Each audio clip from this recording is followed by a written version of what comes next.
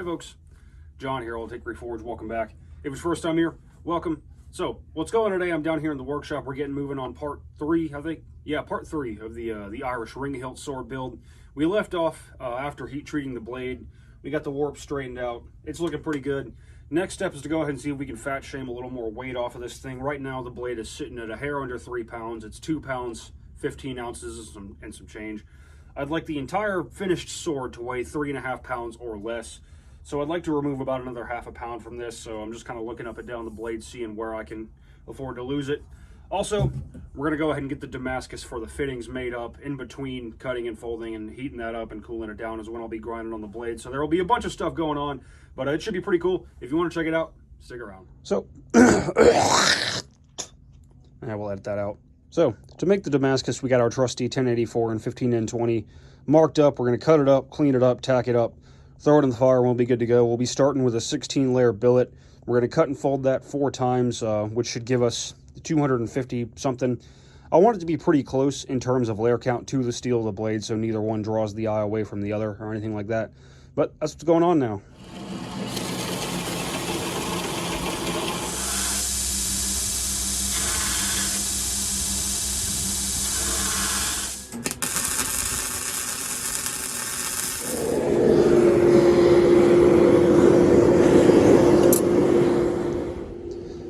You guys have seen me make Damascus 1,000 times. I'm not going to harp on that process too much.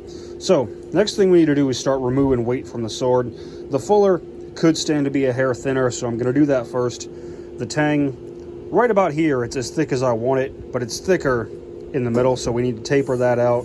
The edges are still pretty thick, so as we grind in the bevels, steepen everything up, it'll lighten it up really good. As you can see, it's a good bit thicker on the end than I needed. There's plenty of material out that way to remove. So let's get moving.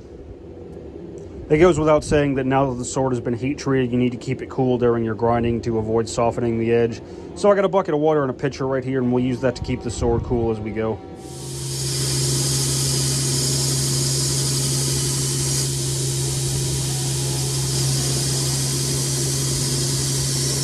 So this is about where I'm going to stop on the fuller. As it sits right now, it's about 1/8 of an inch thick in the center, and it could potentially stand to be even thinner than that, but with this being the first time I've done a fuller like this on a sword like this, that's where I'm going to stop. You know, I don't want to push it too far and accidentally grind through the blade. But next thing, we're going to go ahead and remove a good bit of material from the tang, and then we'll dress up these plunge lines, start thinning down the cutting edges, and making this thing lighter.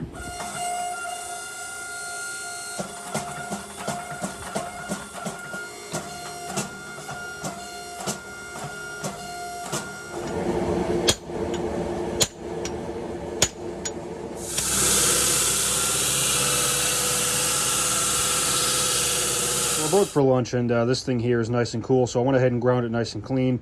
Scored it on the back side. We'll heat it up, flux this baby real good, fold it over on itself. Then go in for the forge weld. That'll give us 32 layers, and of course, while that's heating up, we'll keep working on the blade.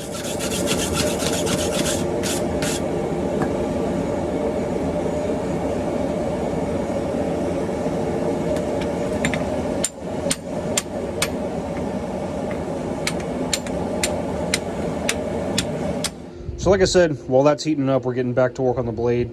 The fuller is in a good place for now. The tang is thinned out, so now it's time to start hitting these bevels.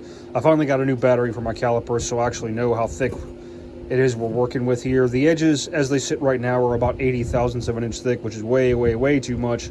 They need to be around 20, so we've got a significant amount of material to remove. So, got a good sharp 36 grit, got the grinder speed turned up, and let's get moving.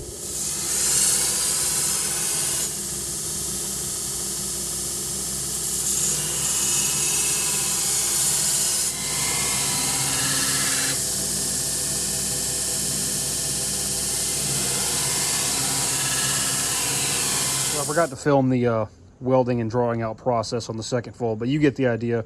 This is going to be random pattern Damascus, so there's no pattern manipulation or anything fancy that needs to go on.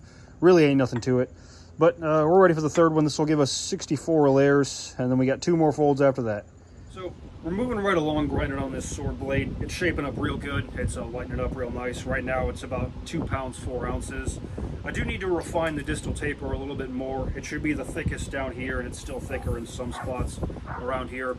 A few people have asked me for tips when it comes to grinding anything with a double edge or a sword blade or anything like that. I don't claim to know my backside from a hole in the ground, really. This is only like the 4th sword I've made. But something that I find works well for me is to work in small sections. You know, you're not going to be able to cut a uniform bevel over an entire blade doing this. Also, don't push too hard. Right now this sword's got a lot of flex to it, and if you're laying into your platen super hard, you're going to bend the blade around it and cut the edge of the belt's going to cut into the edges, and it's just not good.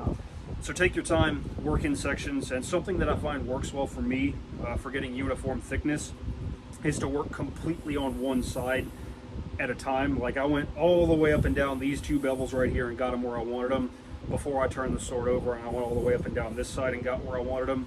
Because the more and more you move the blade around, the less and less you kind of get your bearings, and it's easier to screw up your lines and everything like that. But like I said, we're going to do a little bit more grinding to get the distal taper refined, but this thing's shaping up real nice. Alrighty, so moving right along, we're looking really good all the way up and down the fuller in terms of the taper I want. However, up here at the top of the blade, this medial ridge is still a tiny bit thicker in some spots than the material on the outside of the fullers down here. We don't want that. So from here to here, I don't need to touch it anymore, but I need to remove just a tiny bit more from up here. So that's what's happening now.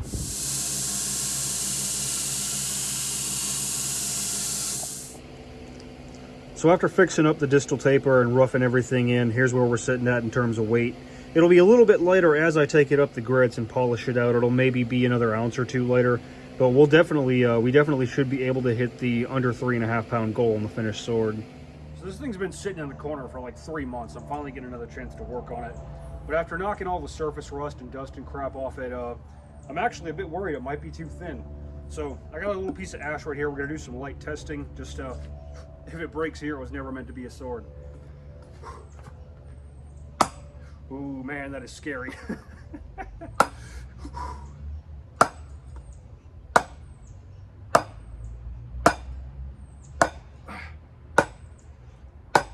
Ooh, man, hurt your hands. So here's where I'm going to go ahead and call it for part 3 of the video, because I want to keep them kind of short. But we got the blade ground out, did some light testing. She stayed good and straight. Looking pretty good. We got the Damascus for the fittings made, so that's done. Next video is going to be making the fittings, and there might be one more on like final assembly and sharpening and doing the acid etch and this and that. But here's where I'm going to stop in terms of taking this thing to the sander, because right now it's just about at the final dimensions I wanted. If I screw up and take a gouge out of it now, there's going to be no way to fix it. So from here on out, I'm just going to be embracing the suck and hand sanding this thing all the way to a nice 800 grit finish. You know, I'll probably glance over that in the coming videos, because there's going to be a solid several days worth of hand sanding on this thing. But there's that. Like I said, it's been about 3 months since I got to work on this thing. Funny story, I was actually hoping to have this project done by Veterans Day of last year. You know, obviously that didn't happen. So here we are, but now I got a little bit more time and I can give it a little bit more of my attention. So hopefully it's done for too long. But that's all I got for you. If you like what you saw, like, share, subscribe, all that jazz. Always more cool stuff coming. And y'all take care.